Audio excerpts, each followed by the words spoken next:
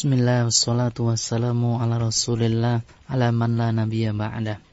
Para pendengar yang budiman, segala puji bagi Allah subhanahu wa ta'ala, Rabb semesta alam. Salawat dan salam senantiasa tercurahkan kepada Nabi kita Muhammad sallallahu alaihi wasallam, serta para sahabatnya dan juga orang-orang senantiasa meniti jalannya hingga akhir zaman. Para pendengar yang budiman, sudah menjadi hal yang biasa kita dengar ungkapan dari seorang, nafkah yang berbarokah. Sebagaimana sering juga ketika kita melihat banyak orang yang mengatakan tentang hasil usahanya, yang penting barokahnya, bukan banyaknya. Kita mungkin mendengar supir angkot setelah waktu sore, waktu senja, setelah ia ingin pulang, kemudian dia mengungkapkan kalimat ini, yang penting berkahnya, bukan banyaknya. Para pendengar yang budiman, apabila dicermati dengan kacamata syariat yang mulia, ungkapan banyak orang tersebut memang benar, karena memang hasil usaha kita yang paling banyak memberikan faidah ialah hasil usaha yang penuh dengan keberkahan. Jumlah atau kuantitas yang sedikit, namun apabila mengandung keberkahan, niscaya akan jauh berfaedah, niscaya akan jauh bermanfaat dibandingkan yang banyak namun tidak berkah.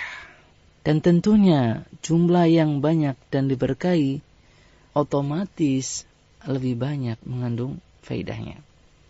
Para pendengar yang budiman, yang pertama, pengertian barokah. Apa yang dimaksud dengan barokah itu? Kita sering membaca kata-kata barokah, kita sering mendengar kata-kata barokah, kita sering mengucapkan kata barokah. Timbul pertanyaan, apa sebetulnya barokah itu? Kalau kita buka dalam tafsir Al-Baghawi, kemudian tafsir Qurtubi, serta Fathul Qadir, tafsir Syaukani, maka di sana diungkapkan bahwa yang dimaksud dengan barokah adalah tetap dan pasti kebaikannya, senantiasa bertambah dan meningkat nilainya, memberikan kebaikan yang lebih banyak dan terbebas dari segala keburukannya. Ini yang dimaksud dengan kata-kata barokah. Sedangkan makna suatu yang diberkahi, mubarak, memasukkan di dalam Fathul Qadir, menyatakan yang banyak memberikan manfaat bagi manusia. Nah, sekarang apa yang dimaksud dengan nafkah yang diberkahi? Nafkah yang mubarak. Nafkah yang diberkahi, nafkah yang mubarak, maksudnya di sini adalah nafkah yang pasti kebaikannya, yang akan memberikan banyak kebaikan bagi yang dinafkahi dan manusia secara umum, serta terjauhkan dari segala keburukan dan banyak memberikan manfaat. Ini yang dimaksud dengan nafkah barokah. Ambillah contoh untuk mendekatkan pengertian ini. Seperti misalkan ada dua orang. Yang pertama si A. Si A ini sebagai pedagang sayuran misalkan. Pedagang sayuran sehari misalkan berpenghasilan 100.000 rupiah. Dia seorang bujangan. Tentunya sehari 100.000 rupiah bagi bujangan ini besar sekali. Tapi ternyata nafkahnya tidak memberikan manfaat, tidak memberikan barokah. Indikasinya apa? Nafkahnya 100.000 rupiah itu digunakan untuk hal-hal yang sia-sia. Misalkan selama sehari dia menghabiskan rokoknya 2 bungkus. 2 bungkus sudah ketahuan 30.000. Kemudian di samping itu dia banyak mengeluarkan hartanya untuk hal yang sia-sia. Itu hal yang dilarang Allah Subhanahu wa taala, untuk judi dan juga yang lain-lain. Berarti nafkah ini tidak barokah. Yang kedua si B. Si B misalkan Kita berikan contoh, dia usahanya penjual cilok. Penjual cilok, memiliki anak 2.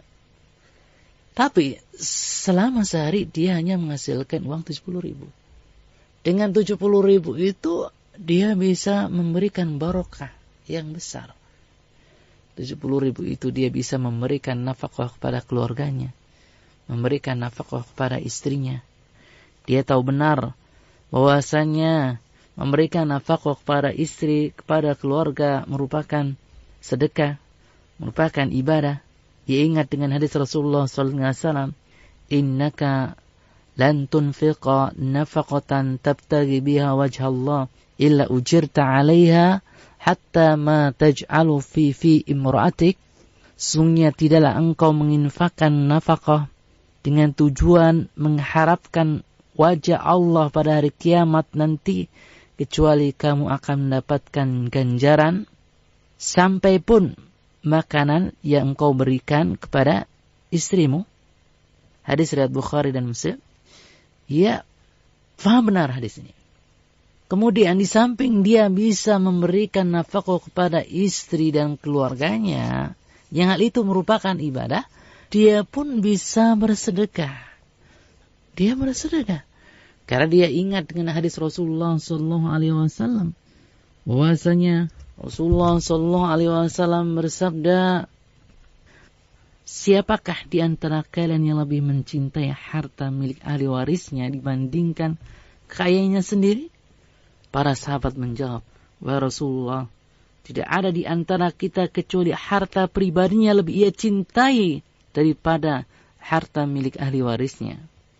Beliau kemudian bersabda, harta pribadi miliknya ialah yang sudah ia belanjakan di jalan Allah Subhanahu wa taala, dan harta ahli warisnya adalah yang ia tinggalkan. Hadis riwayat Bukhari.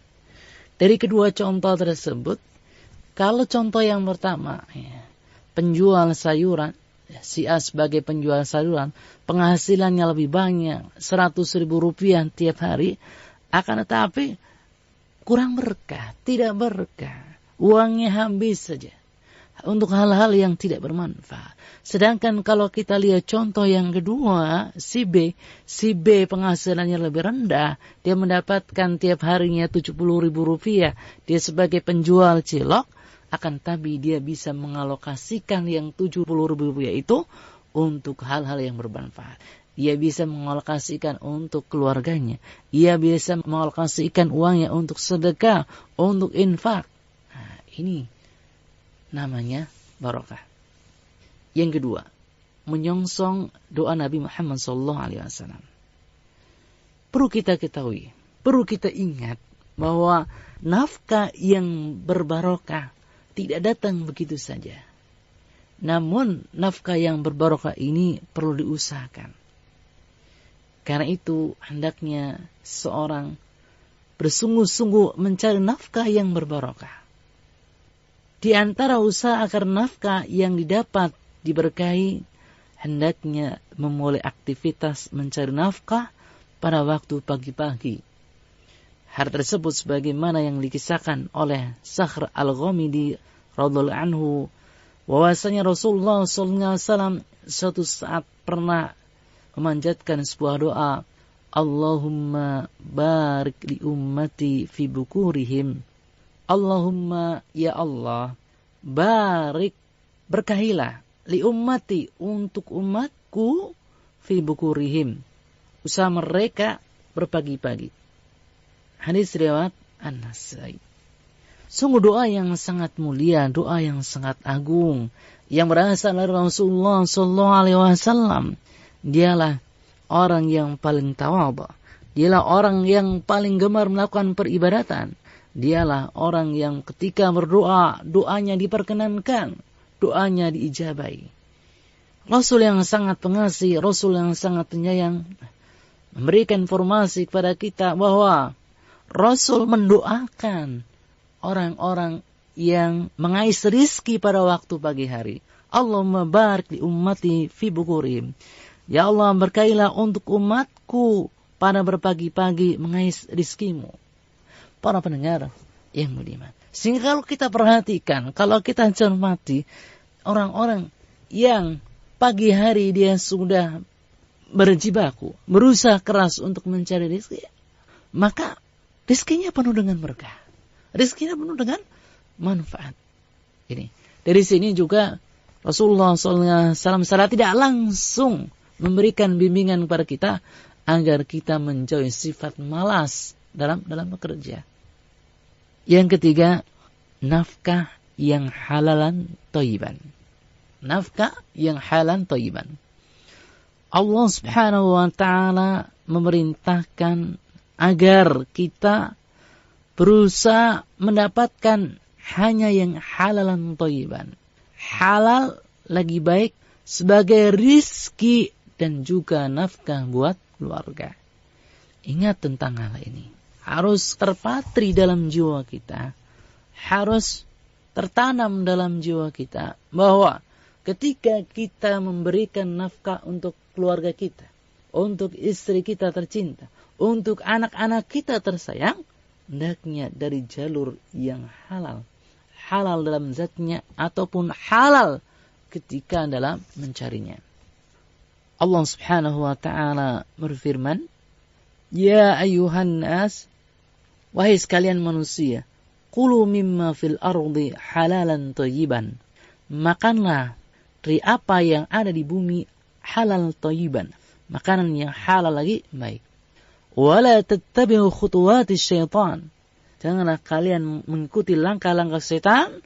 Innahu lakum aduwwum mubin.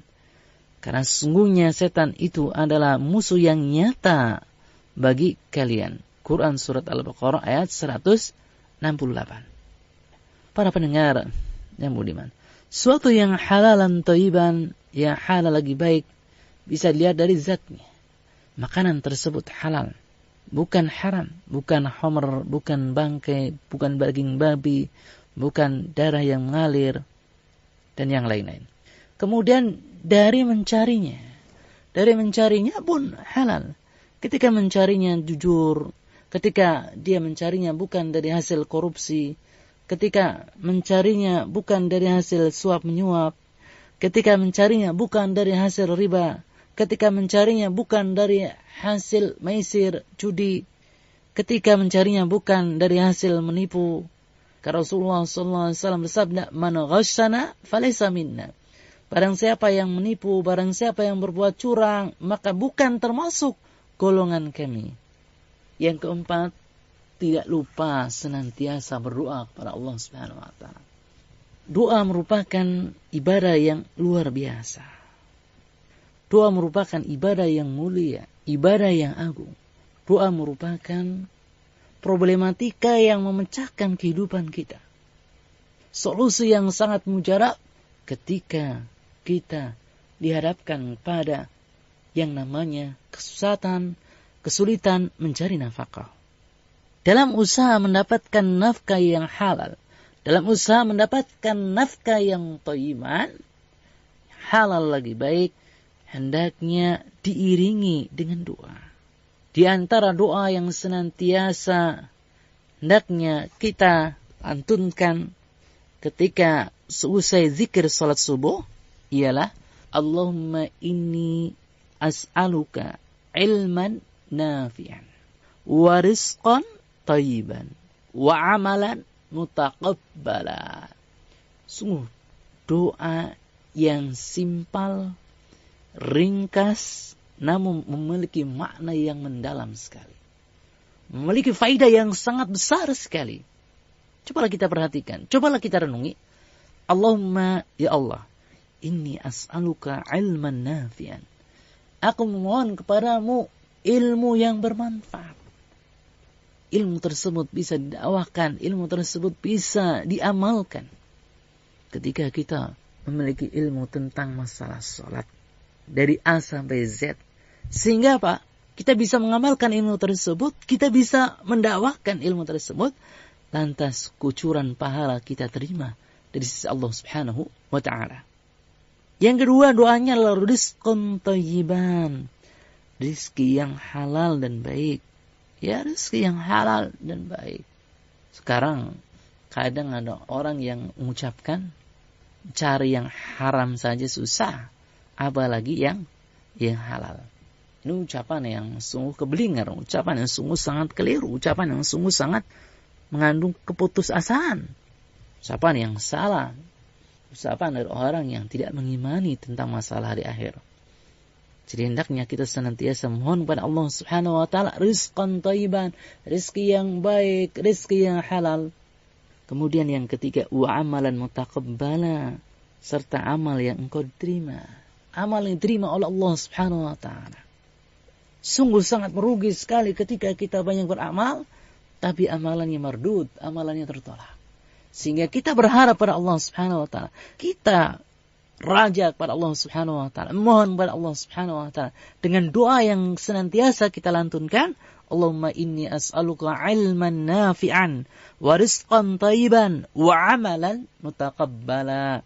Ya Allah, sungguh aku mohon kepadamu ilmu yang bermanfaat, rezeki yang baik, rezeki yang halal, dan amalan yang diterima. Hadis riwayat Ibnu Majah disahihkan oleh Syekh Muhammad Nasruddin Albani dalam Sahih Ibnu Majah. Yang selanjutnya yang kelima, waspada dari cinta buta kepada harta. Waspada dari cinta buta kepada harta.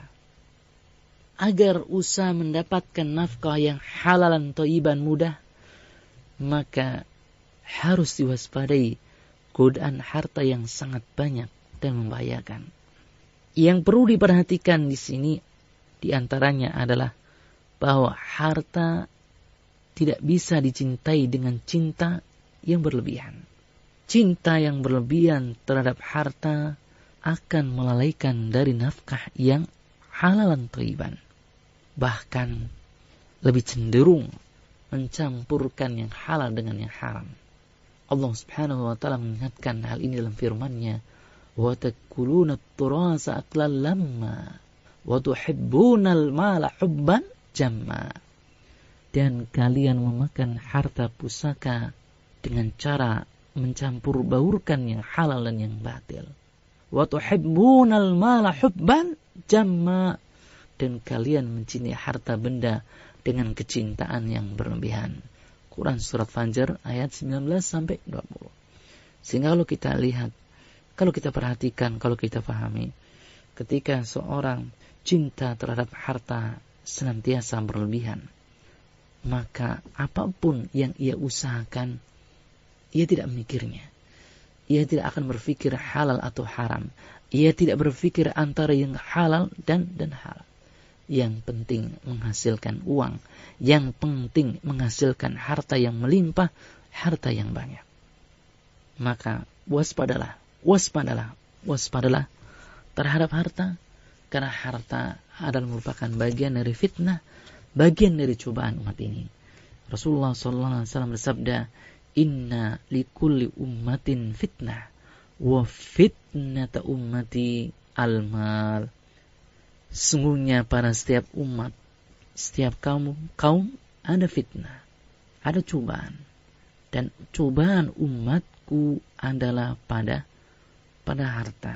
Hadis riwayat Tirmidzi dan Ahmad, dan hadis ini dinyatakan oleh Tirmidzi sahih. Kemudian yang selanjutnya, yang keenam, jangan tamak lagi rakus terhadap dunia. Ingat, jangan tamak lagi rakus terhadap dunia. Selain itu, kecintaan yang berlebihan terhadap harta akan menimbulkan sifat tamak, akan menimbulkan sikap rakus untuk mengejar dunia dan memilikinya. Harta dinamakan mal dalam bahasa Arab sebab mailnya, condongnya hati kepadanya. Maksudnya, kecenderungan hati ingin memilikinya.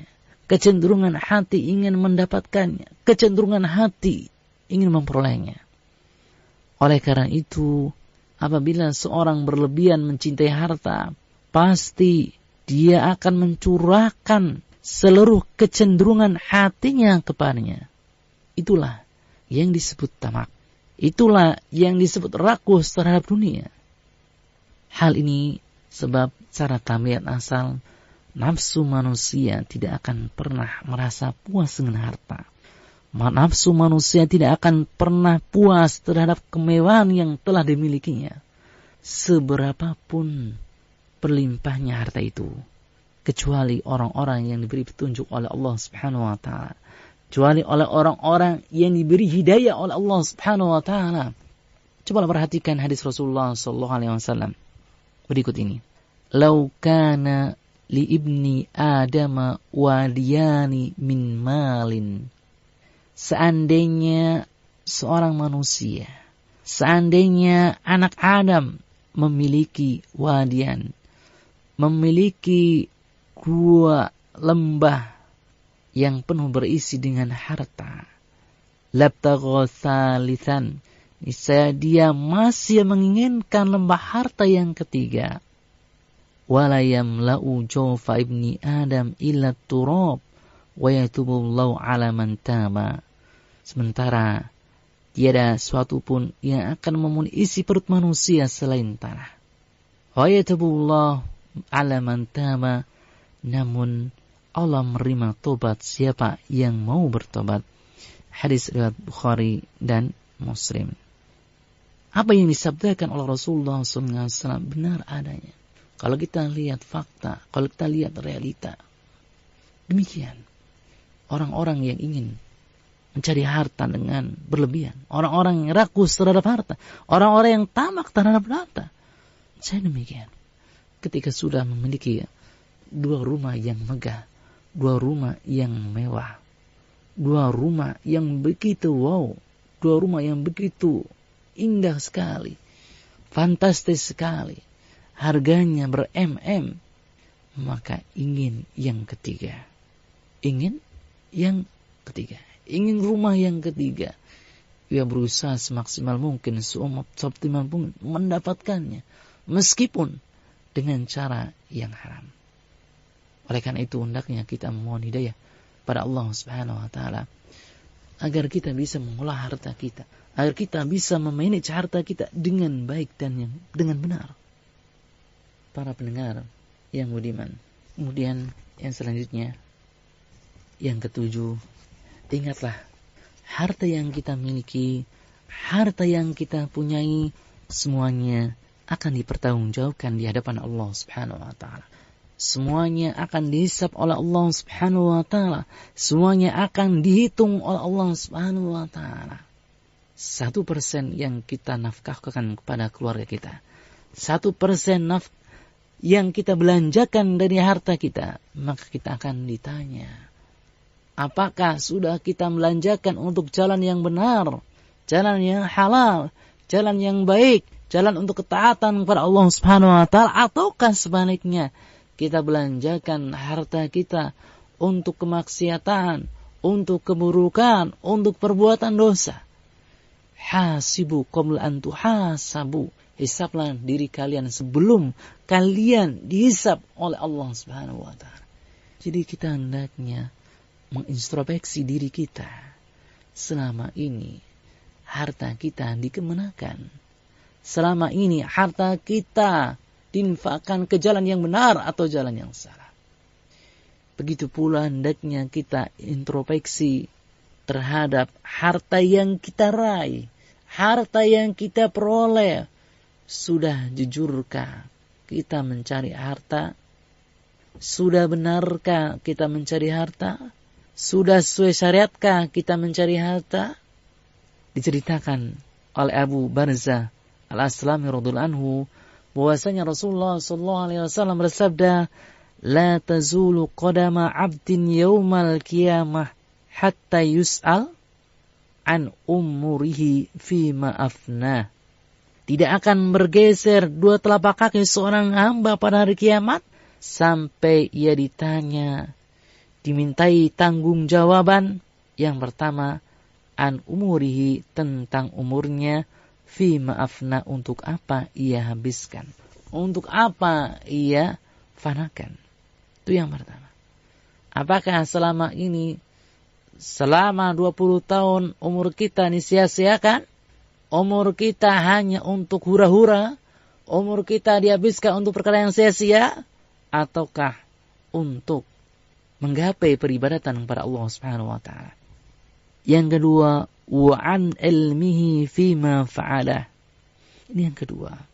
Tentang ilmunya, bagaimana dia mengamalkannya. Kita hendaknya introspeksi terhadap diri kita. Ilmu yang kita raih, ilmu yang kita dapatkan, sudahkah kita mengamalkannya? Sudahkah kita melaksanakannya? Yang ketiga, wa an malihi min aina iktasabah. Tentang hartanya. Dari mana ia memperolehnya? Apakah memperoleh harta dari jalan judi, dari jalan khamar, dari jalan riba, dari jalan perdukuhan, dari jalan orang-orang pintar, dari jalur kekufuran, jalur kesyirikan, dari jalan mendolimi orang, ataukah memperoleh harta dari cara yang halal? Wa fima anfaqah, kemana ia belanjakan? Yang keempat, uan jismi fi ma'amlah, tentang tubuhnya, untuk apa ia letihkan, untuk apa ia gunakan. Hadis riwayat Tirmidzi, Ad-Darimi, dan hadis ini disahihkan oleh Imam Tirmidzi dan juga oleh Imam Syekh Muhammad Nasruddin Albani dalam kitab As-Sahihah. Para pendengar yang budiman, demikian apa yang kami sampaikan terkait dengan agar nafkah untuk keluarga barokah. Mudah-mudahan hal itu bisa kita fahami, bisa kita renungkan, dan bisa kita amalkan dalam kehidupan sehari-hari kita. Allahu a'lam bishawab.